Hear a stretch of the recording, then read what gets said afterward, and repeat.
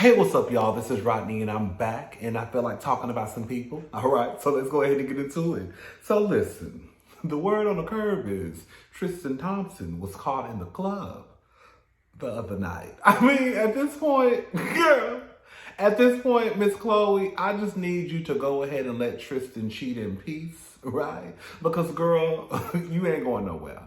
And how I know you're probably not going anywhere is because, just like I said the other day in my video, when Kanye and Kim were going through whatever they were going through for one of those kids' birthday party, and they let us know that you was at the birthday party, and I still don't understand why would Tristan Thompson need to be at, was it Chicago's?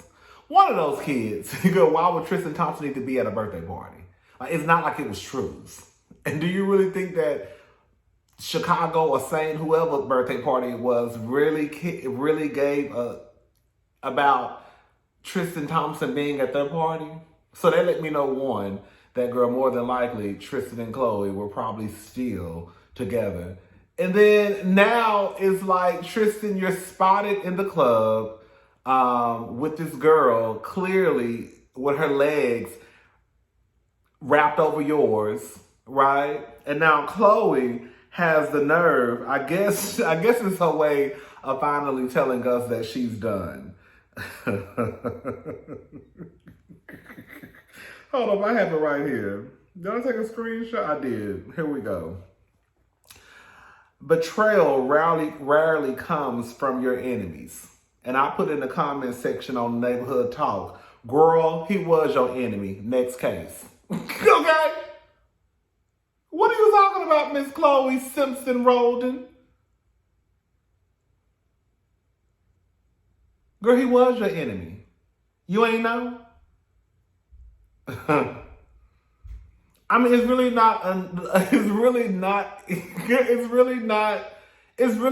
a lot left to say about this Khloe and Tristan situation, girl. Every time we look up, he is embarrassing you. And I can almost bet my last dollar that Tristan has been trying to, even if Khloe was mad at Tristan, let's say she was mad at Tristan and she was like, I'm done. I can guarantee you that Tristan was still trying to win her back. And the simple fact that in my mind, I feel as though even if they were not together, again, he was trying to win her back, you would still go out in public and be caught with another girl who you're clearly talking to, because the way that y'all was situated in the club lets me know that, girl, y'all probably went home that night together. Like, he really doesn't care about you, Khloe. And at this point, girl, I'm starting to think, do you even care about yourself? I don't know how y'all do it. I really, like, one of my biggest things in life, and it's my own little thing, public humiliation is like a no-no for me. Like, it's like really like a big no-no. Like, that's the quickest way for me to just be out the door, whether it's friendship, whether it's whatever. Girl, I could not let no man embarrass me like that. Not the way these men be embarrassing some of these women and some of these men. Like, I don't know how y'all do it. I honestly don't. This is what, girl, let's count. I don't lost count. So we have Tristan, who, and the thing is, y'all, it's so hard to feel. I usually have like a soft spot when women go through things with men, even though I still feel like, girl, just leave. But with Khloe, it is hard for me to, kind of like have a soft spot for her, to empathize with her. Is it empathize or sympathize? One of them, right? Because of the way that she moves in these streets. Like, Khloe, in real life, you and Tristan low-key both are trash. Didn't nobody want to say it? You really ain't no different than Tristan. Like, while you probably ain't cheated on Tristan, the way that you move in these streets with these men, right?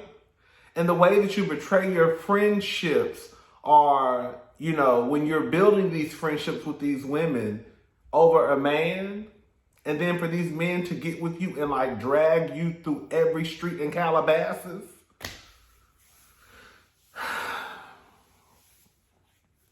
So Tristan got with Khloe when Tristan was talking to Larsa. Remember Larsa said that, and I believe Larsa. Larsa was talking to Tristan, and then Khloe came and pretty much snatched him up. Or he was willing to go. Also, in the middle of that, he had his first girlfriend, or first baby mama. She was pregnant. Remember? And then he kissed Jordan Woods. And then before that, he was spotted in the club. Remember, he made Khloe go into her early labor? Girl, I ain't gonna never forget that. Remember, he made her go into her early labor, and then she turned around and named her baby Tristan Thompson? Girl, if I ain't never met a fool in my life, girl, I saw one in Khloe Simpson Road.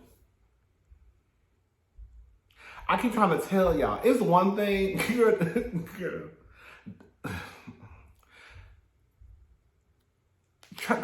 We know that Tristan has been spotted out with different women at least 5 or 6 times. Am I off on that? Allegedly. Because the last helper that didn't say allegedly, she got sued for $4 million. Allegedly, baby. Anyways, I want y'all to tell me what y'all think about this, okay? Tell me what y'all think about this. Okay. Kanye West hiring homeless people to model an upcoming Skid Row Fashion Week show. This is according to Baller Alert. Kanye West hiring, homeless people will be the models, and Kanye, I forgot his name is Yee. Is it Yee? Yeah, Yee. Upcoming Yeezy collaboration with Skid Row Fashion Week. I never knew it was a Skid Row Fashion Week. Yee and streetwear brand Skid Row Fashion Week are coming together to tackle the ongoing homelessness crisis in Los Angeles. And how are they going to do it? Well, fashion. West 44 and Skid Row Fashion Week founder David Sebastian met up earlier this month while West was in the studio working on Donda 2. The two then created the idea for a Yeezy by Skid Row Fashion Week. Okay, there we go. TMZ reports. As part of the collab, West will donate 100% of the proceeds to help the homeless community on Skid Row. David's company will donate a portion of all sales to Skid Row service efforts. His factory, which makes the clothes, also employs the homeless. A source told TMZ that the money from the sales will go toward hiring more homeless people to work at the Skid Row Fashion Factory. The line will be available on February the 22nd. The two are also reportedly planning to have workers from the factory model the clothes in an upcoming fashion show. I don't know how I feel about this, y'all. I'm going to be honest. I like the fact that they are trying to help with the homelessness problem in LA because, girl, I live in Texas. It's homeless people everywhere, but girl, it's a whole nother situation. And girl, I was just downtown. Girl, it's a whole nother situation in LA, girl. It's like a whole nother situation. We have homeless people in Houston, of course, right? Girl, I can walk out my door. Y'all know I live downtown. So I can walk out my apartment right now and girl, it's going to be a couple of homeless people, right? So we have homeless people in Houston, but girl, it is not like it is in LA. Girl, I was in LA for 3 days and I was like, right? It's really sad. So I like the fact that they are trying to help with this homelessness problem, but I just cannot help but to think that they are using like that. To me, I feel like they're exploiting these homeless people. I really do believe it. I really do. I really do. Maybe, and I'm thinking when they say they're gonna I guess it's the homeless people who. Girl, I was wondering let me turn the TV off. I'm thinking maybe it's the homeless people that may be able to function, right? The ones who, you know, probably just don't have a place to stay and they live in a homeless shelter and, you know, they just need a couple of checks to get back on their feet. I just wonder, like, I don't know how to say this. I wonder, like, not what type of homeless person, like, are the people they helping, are the people they're trying to help, will they be the ones who have mental health problems? Or again, is it just like, you know, that woman who probably fell off her feet and had to go to a homeless shelter and she just needs some money to get back on her feet? Or that man, you know? I don't know, I just feel like anytime I just feel like they're using this, like, to exploit the homeless people. And then, okay, girl, you're going to give 100% of the proceeds to that organization. But it's like, girl, I don't know. I don't know how I feel about it. I honestly don't. I don't think I like it. Girl, just donate the money and leave them people alone. You going to make them feel like Cinderella and Prince Charming for one day? I mean, it's one thing for us to feel like Cinderella and Prince Charming for one day where we can just go back to our house or our apartment. But girl, you're going to have them people, you're going to clean them people up, put them in a show, and then go send them back to a homeless shelter? I don't know. Maybe I'm being too negative about it. Let me know, y'all. Y'all let me know, and then I'm gonna read the comments, and then y'all gonna help me decide. I want y'all to help me to decide, girl, how I'm supposed to feel about this, because I don't know how I feel about it. All right. So, SWAT team raids NBA Youngboy. SWAT team raids mom's Texas home. Three men arrested, guns seized. Okay, a Texas home owned by NBA Youngboy. Y'all know that's Yaya. What's her name? Yaya Floyd Mayweather. Yaya Mayweather. That's her name, right? The slow one. That little girl is slow. I'm sorry. That little girl is slow. That little girl is slow to me. She might not be, but she just gives me real, like, it was 5 people in her class in high school, and one of them was a teacher, and one of them was the teacher's assistant. That's what she gives me. She gonna give y'all that? All right. A Texas home owned by NBA Youngboy, where his mother currently lives, became the target of an intense SWAT raid, resulting in the arrest of 3 men and the seizure of multiple weapons. A spokesperson for Harris County Sheriff's Office tells TMZ SWAT officers served a warrant at the property Tuesday morning. We're told NBA Youngboy purchased a home and his mom, Sharonda Golden, lives there. Although it's unclear if she was home when the cops arrived, neither young NBA or his mother were arrested, but cops called the 3 men who were busted associates of Youngboy.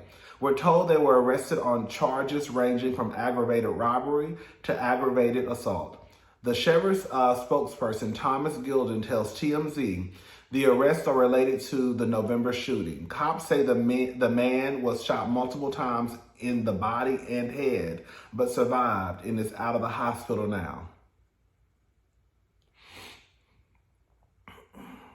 We're told the SWAT team also seized weapons, including AR-15s, pistols, and long guns. As we reported, NBA Youngboy was released on bond from federal prison back in October after serving time related to a gun case. Not only did he have to fork over $500,000 to make it happen, but he's also ordered to sit at home in confinement in Utah until his trial date. Girl, that's a mess. But it sounds like it don't have nothing to do with him or his mama. But I'm just trying to figure out, why was they at your mama's house? Girl, you could take the girl out the hood, but you could not take the hood out the girl. But I'm just trying to figure out, girl, why was these people at your mama's house? Now, the mama don't got nothing to do with it from what they say. But I'm still trying to figure out, why was they at your mama's house?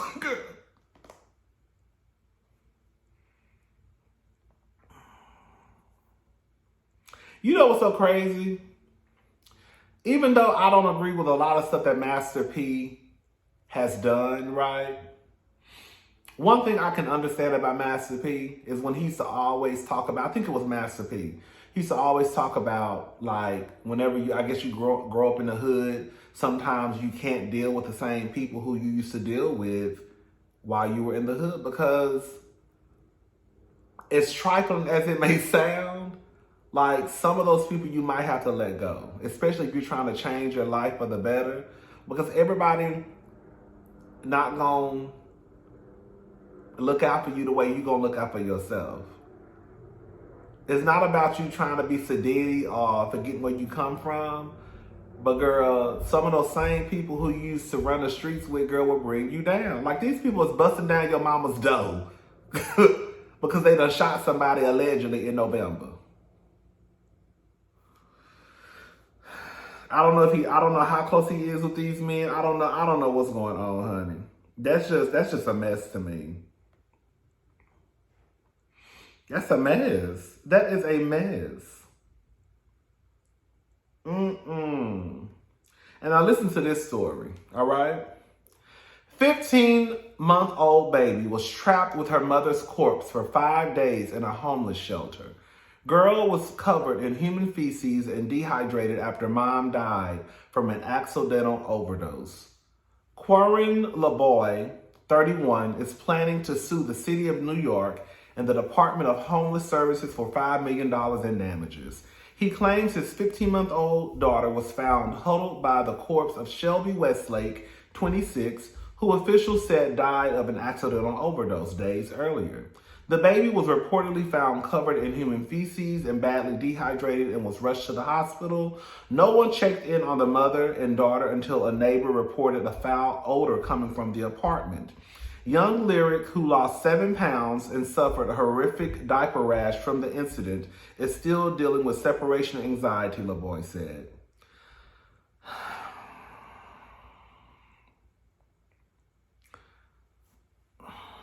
Okay, well, I'm going to read some of this, and then I'm gonna say what I got to say, and then I'm going to get off of here. Girl, I feel like my fingernails look like Jen Shaw's. Remember Jen from Real Housewives of Salt Lake City when them nails was missing? Look at this. Girl, I got one the fingernail polish almost off this one. Girl, a fool. I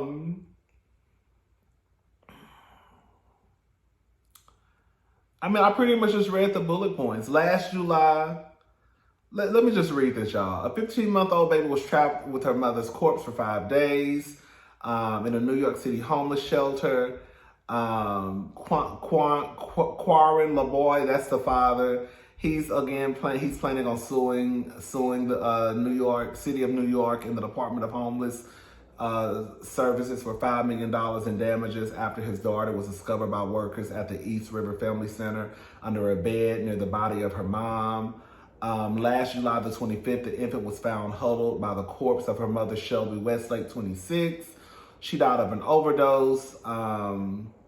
Girl, Westlake and her daughter were living in an apartment unit at the shelter at 325 East 104th Street in East Harlem for about 3 or 4 months.